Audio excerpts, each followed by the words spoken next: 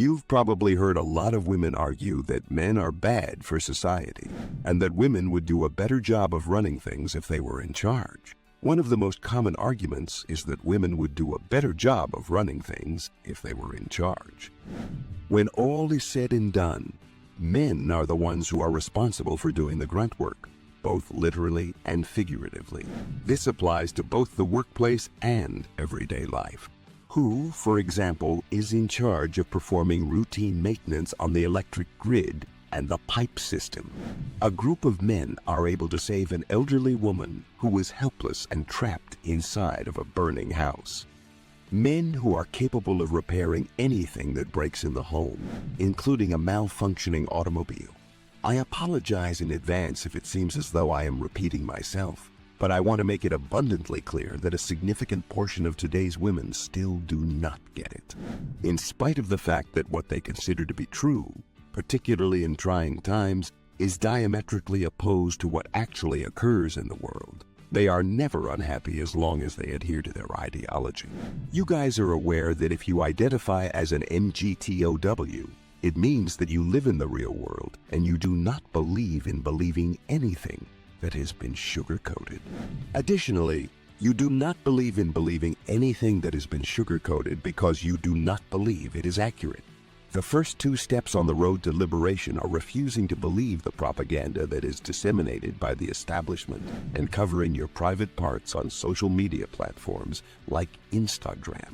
Why bother wasting time and effort dating him in the first place if there is no possibility of the relationship progressing into anything more serious? Is it really so challenging to go through one's formative years as an only child without any siblings?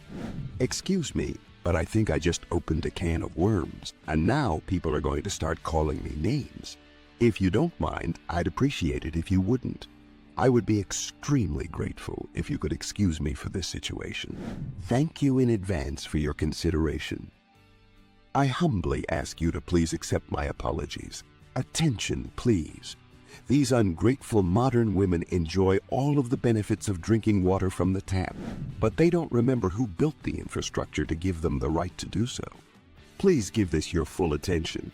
Despite the fact that I am making jokes about this subject, you should still pay attention to what I have to say about it. They do this while they are driving around in their expensive sports car, which they are currently making payments on in order to appear more impressive to their contemporaries, but they do this while they are driving around in their car. They forget who constructed the roads as they cruise around in their expensive sports car. If you get what I'm trying to say, then you're probably already aware of the fact that some people genuinely believe that there are more than 100 distinct preferences for a potential romantic partner. This is something that I'm trying to get across to you. They are able to respect a woman's decision to be a housewife or to want children, despite the fact that the vast majority of modern women choose to focus on their careers. This is because they are aware that a woman's decision to have children is a deeply personal one, and that it should be treated as such. In other words, they do not pass judgment on the decisions that these women make for their bodies. On the other hand, they are able to respect a woman's decision to pursue a career if she has made that choice for herself. Choice. The roles that women played in society in the 1950s were quite different from what they are today in comparison to the roles that women play in today's society. The pool of available potential dates for single people in today's society is quite different from what it used to be. On the other hand, this does not necessarily imply that problems with dating are unique to countries in the Western Hemisphere. Do not fall into the trap of believing that traveling to a different country is the one and only way to find a perfect and devoted wife, because many women in other countries are embracing the idea of strong, independent women. If you believe this, you will fall into the trap of thinking that traveling to a different country is the only way to find a perfect and devoted wife. If you buy into this line of thinking, you will be led astray into the fallacy of believing that moving to a new country is the one and only way to find a wife who will love and care for you forever. Not only is it possible for women to have jobs that are full-time and pay well in today's world, but they also have the opportunity to earn doctoral degrees. Let me be clear. You should never accept the company of someone who doesn't respect you, regardless of the gender that you identify with. This applies to both men and women. This holds true for both romantic and platonic friendships and relationships. If you are a man dating a woman and you come to the realization that she has a lot of red flags and always puts the blame on you when something goes wrong, it is your responsibility to end the relationship with her.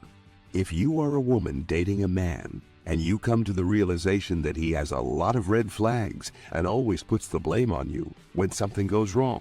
For example, if you are a man dating a woman and you realize that she always puts the blame on you when something goes wrong, it is your responsibility to end the relationship. She may be doing this to protect herself from taking responsibility for her actions. If you are a woman and your boyfriend doesn't respect you, despite the fact that you are kind to him and encourage him to improve himself, it is your responsibility as a woman to end the relationship because he does not respect you. If you are a man, you should not stay in a relationship with a woman who does not respect you. If you are a man, it is the responsibility of the other person to respect you enough to break off the relationship. What I mean by this is pretty simple. I don't care what gender you are, because you are responsible for your own choices, and I won't judge you for the choices that you make. I don't care what gender you are because you are responsible for your own choices. When it comes to being responsible, the expectations placed on men are higher than those placed on women. This is due to the fact that society is more likely to forgive women, even when they make decisions that are detrimental to themselves and others. On the other hand, men are expected to perform at a lower level than women. When a man knowingly deceives himself in order to marry an abusive partner, the onus of responsibility for his actions lies squarely on the shoulders of the man. If a woman tells a lie to herself and then marries a man who abuses her because of the lie, it is not the woman's fault. She is not responsible for the situation.